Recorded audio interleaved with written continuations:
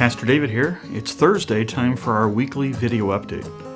We're looking forward to our weekend worship services. Our worship team's prayerfully preparing to lead us before God's throne with several uplifting songs. I'll be preaching from Daniel 4 on how God humbled a proud king, and we'll also be celebrating the Lord's Supper together. We hope you'll gather with us in person. If that's not feasible, the services will be live streamed and also posted for later viewing. The Saturday night service is scheduled to be outside at 5 p.m. It's supposed to be chilly, so please bundle up or plan to remain in your car. Masks are not required outside.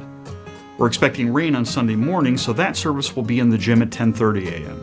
Masks are required inside when moving and during worship, but can be removed while seated for the sermon.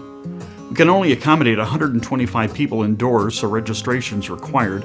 We're expecting more than that, so if you could come to the outdoor service on Saturday night, that would help us out a lot. We have plenty of space there. Whichever service you end up attending, please remember to bring your own elements for communion. Some bread and juice will suffice, or the equivalent. As I've mentioned before, we're going to have outdoor services through the month of October, weather permitting. One on Saturday night at 5 p.m. and the other Sunday morning at 10:30 a.m. Beginning the weekend of October 31st and November 1st, we will be shifting back indoors for the rest of the fall and winter.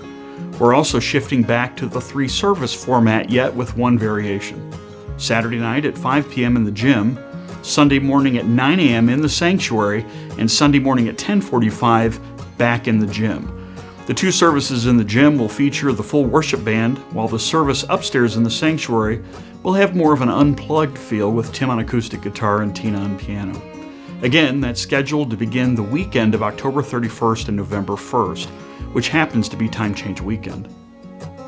Gathering together for worship is the first major piece of our church's discipleship paradigm. The second is gathering in smaller groups for Bible study, prayer, fellowship, and accountability. Simply coming to church on the weekends is not enough. You need to be doing life-on-life discipleship with 8 to 10 other people. Thus, we're changing their name from community groups to growth groups. If you're currently not in a growth group, talk to Bob Schroeder or Jim Jodry. They can help you find one that meets near you.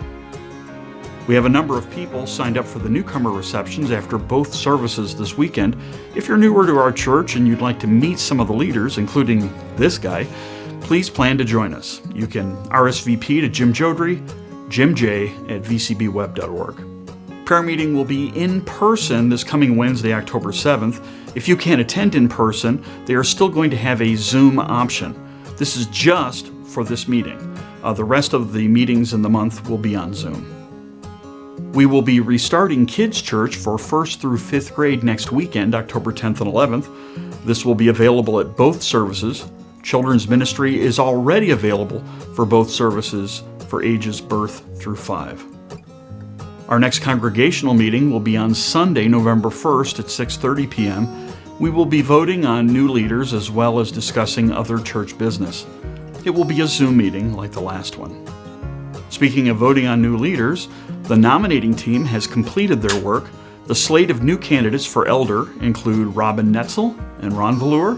The new candidates for deacon include Adam Kungle, Linda Melder, and Rebecca Netzel. We'll be sending out a formal update by mail soon. For the past few weeks, I've been giving updates on what's happening in the lives of some of our people. This is in keeping with Romans 12:15, which says, "Rejoice with those who rejoice and weep with those who weep." We are rejoicing with Mike Wang. Mike is a financial planner. He recently took a position with Ronald Blue Trust, a Christian firm with a legacy of serving clients from a biblical worldview.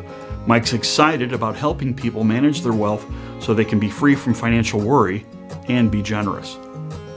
We had requested prayer for Carol Jenkins. She had surgery on Tuesday. It was successful and she's currently home recovering. She does not get the test results back until next week, however. Pray that they will be favorable and that she would not need radiation or chemo. If you have a story to share, let me know. We might be able to include it in next week's video. The election is swift approaching.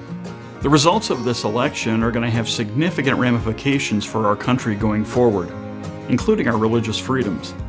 I would strongly encourage you to familiarize yourself with the issues and then vote. Voters' guides will be available just inside the main entrance this weekend. If you're not registered to vote, there's an easy way to do so.